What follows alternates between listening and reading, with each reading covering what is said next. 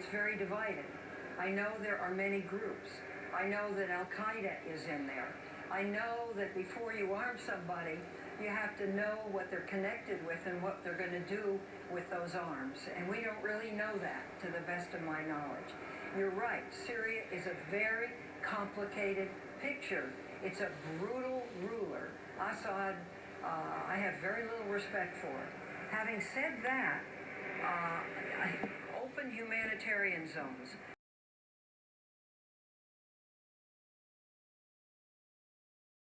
Open humanitarian zones. Open humanitarian zones. Find ways for people that need to leave. Work with surrounding countries. Help as best we can. But if we start attacking the Syrian army, which is not a minor army in that area, and Syrian equipment, we are in another war. And one of the things that bothers me is increasingly the solution to everything is bomb. And I don't think it is.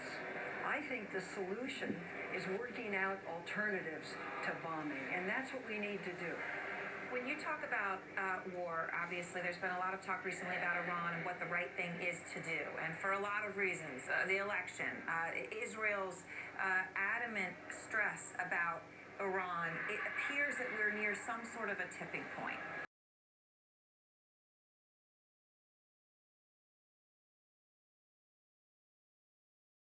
What sort of intelligence, how have you been briefed on what Iran is really doing right now?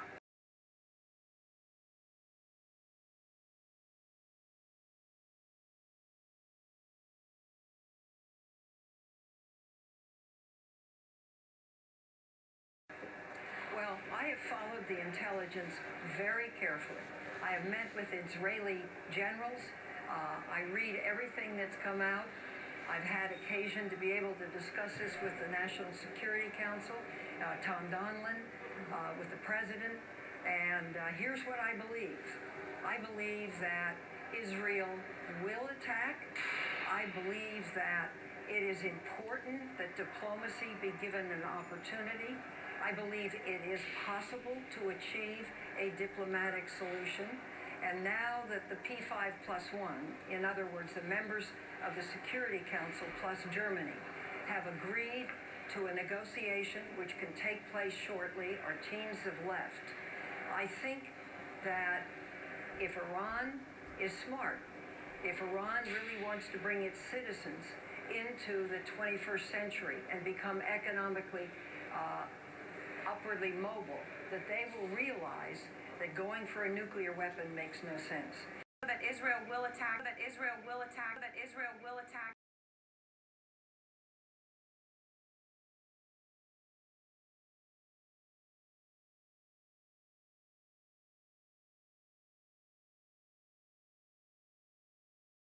You just said, though, that Israel will attack, and I know that obviously you had a chance to meet with Prime Minister Benjamin Netanyahu when he was in the United States the past couple of days. That Israel will attack, that Israel will attack. What did he tell you? I mean, this whole question about Israel attacking is really, there's such a crucial question as to if they do it when. What can you tell us that he's thinking now?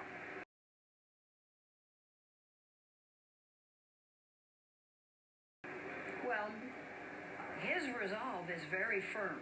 No one should doubt that. He told us he's not asking anything of the United States.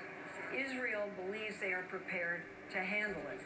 Now, what happens after an attack is another story, and attack is very difficult. The question is, can it be solved another way? I happen to believe it can. I happen to have tremendous belief in the act of hard-nosed, comprehensive diplomacy, and I believe the Israelis will wait to see what happens. Sanctions are beginning to work. The central bank is under sanction. More countries have come into the sanctions. The real is in trouble. Unemployment is up. Foodstuffs are scarce. The time has come for Iran to realize that the world is serious.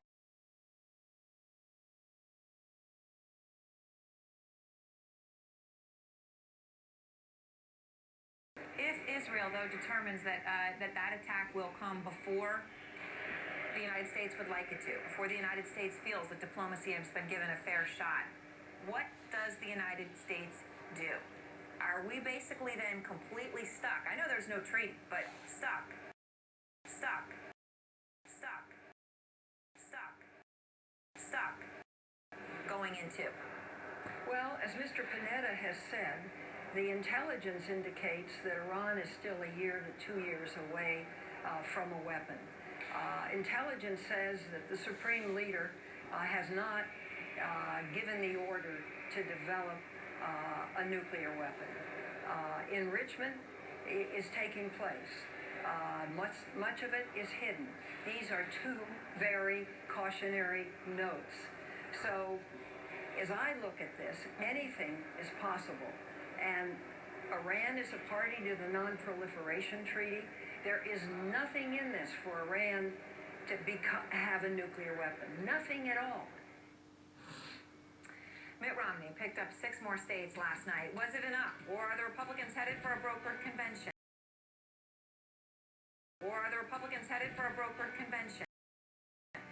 And then the new movie, Game Change. In that movie, Sarah Palin is portrayed as unstable and in over her head. Is that true or not? Well, of course, I'll tell you about it. You buy JacksCNN.com/outfront.